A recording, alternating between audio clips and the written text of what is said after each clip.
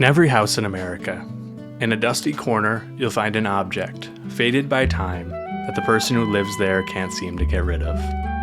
Following them from home to home, taunting another version of yourself with the what-ifs.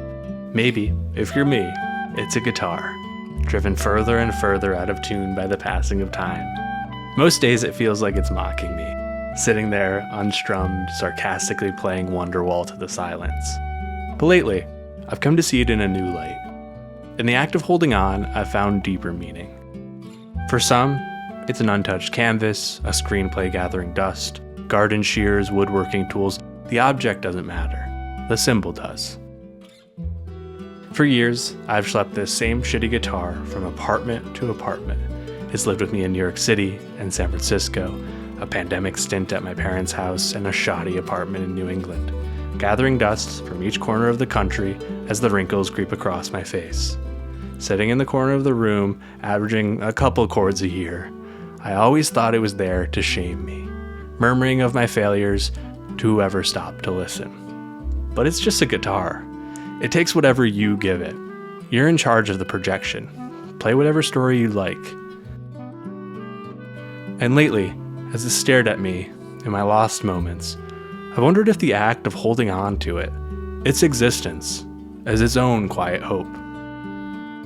The last few months, and if we're being honest, the last few years, I've felt a little stuck. Still making, still moving, but from 10,000 feet, maybe a little stalled out. I think on a soul level, I know that I'm afraid of taking some bigger leaps that I know I need to, which is where the guitar comes into play.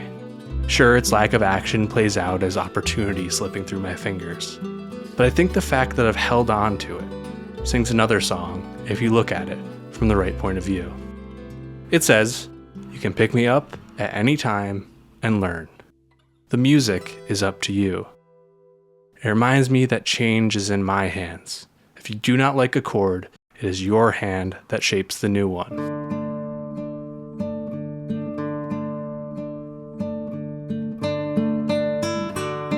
I'm a sucker for totems of hope. Meaning is ours to make, and I think the physical objects we surround ourselves with, by choice or by chance, always reflect something back. There are mirrors amongst the tchotchkes of an ordinary life. And when it comes to your own version of the dusty guitar, I hope instead of viewing them as emblems of shame, you can let them serve as a whisper of one day. One day I'll pick it up. One day I'll ride that bike. One day I'll be a better version of myself. They say, I'm not done becoming. The paint hasn't dried on this existence.